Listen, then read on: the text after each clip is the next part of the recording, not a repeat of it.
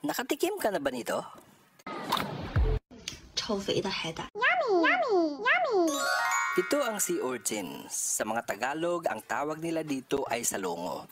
Sa ibang lugar naman, ang tawag nila dito ay tuyom, suwake, maritangtang, at kudin-kudin. Ang mga sea urchin ay maliliit at matitinik na lamang dagat. Meron silang matigas, pabilog na shell na natatakpan ng mahahaba at gumagalaw na spines na tumutulong na protektahan sila mula sa mga mandaragit o predator. Matatagpuan ang mga sea urchin sa sahig ng dagat at karaniwan sa mga mababatong kapaligiran o coral reef kung saan nakakahanap sila ng masisilungan at makakain. Sila ay karaniwang matatagpuan sa mababaw na tubig, sa baybayin hanggang sa malalim na bahagi ng dagat. May mahalagang papel ang mga sea urchin sa marine ecosystem, partikular na sa pagkokontrol at paglaki ng mga algae sa bahura. Ang mga sea urchin ay kumakain ng algae at detritus na nakakatulong upang mapanatili ang balanse ng ecosystem. Bilang karagdagan sa kanilang ekologikal na papel, ang mga sea urchin ay kilala rin sa kanilang mga gamit sa pagluluto. Yummy. Ang nakakain na bahagi ng sea urchin ay tinatawag na uni. Ang mga uni ay ang gonad ng mga sea urchin o ang bahagi ng kanilang katawan na responsable sa kanilang reproduction o pagpaparami.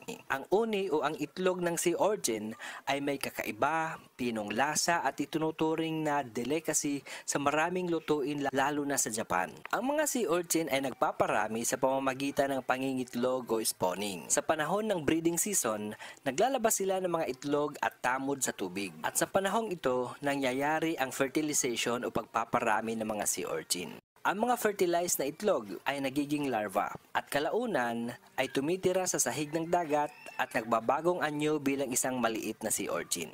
Upang maprotektahan ang kanilang sarili mula sa mga mandaragit o predator, umaasa ang mga sea urchin sa kanilang mga spine na maaring makamandag para sa ibang mga species.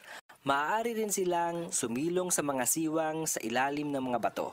Ang mga sea urchin ay mga lamang dagat na minsay isinusumpa ng mga mangingisda bilang isang peste at ang mga ito ay karaniwang nudurog o kaya'y sinusunog. Pero alam mo bang napakamahal ng mga sea urchin sa ibang bansa?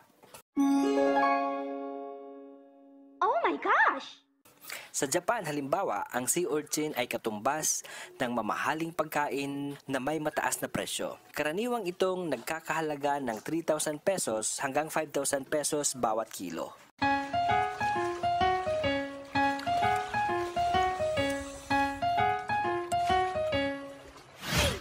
Yummy. Ang pagpaparami ng sea urchin ay isang multimillion-dollar na industry sa Japan. Ginagawa ito sa Japan bilang isang delicacy ng sushi. Ang sea urchin ay tinuturing sa Japan bilang isang aphrodisiac o pagkaing pampatigas ng pototoy ni Manoy o kaya ay pampagana sa labing-labing. Ang pinakamasarap na bahagi ng sea urchin ay ang mga itlog nito na kilala rin bilang mga uni. Ang uni ay ang nakakain na bahagi ng sea urchin na may malinamnam, maasim at bahagyang matamis sa panlasa ng maraming tao na sobrang napakasarap. Madalas itong kinakain ng hilaw na sushi o sashimi. At ang kakaibang texture at lasa nito ay maaring maging isang napakasarap na pagkain para sa mga taong mahilig sa seafood. Kung titikman mo ito sa unang pagkakataon, maaari itong kakaiba sa iyong panlasa, pero sa mga nakatikim na nito, ito ay isang delicacy na sulit na subukan. Sa bansang Italy, ang sea urchin ay kadalasang ginagamit upang gumawa ng masarap at malinamnam na pasta sauce. Ang itlog nito ay nagdaragdag ng kakaibang maasim na lasa sa ulam na napakasarap lalo na kung may bawang, olive oil at sili. Sa bansang France, minsan ginagamit ang itlog ng sea urchin sa paglikha ng napakasarap na palaman. Maaari itong ihain sa mga inuman at isinasabay sa iba pang mga niluto. Sa bansang Korea, karaniwang itong niluluto bilang isang sopas o mga sinabawang pagkain o kaya ay pangdagdag na flavor sa sabaw.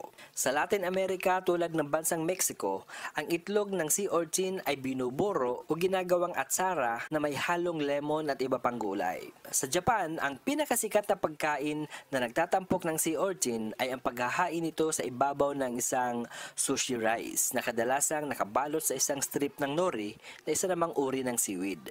Ang malinamnam at maasim na flavor nito ay bahagi ng mga delicacies sa Japanese cuisine. Sa dami ng mga putahing pwedeng lutuin gamit ang itlog ng sea urchin, wala na sigurong sasarap pa sa sea urchin na lutong Pinoy. Kaya naman nai-excite kaming malaman kung paano ito kinakain o kaya hinahain sa inyong lugar. Isulat lamang ang inyong kwento kung paano ito ginagawa sa comment section dito.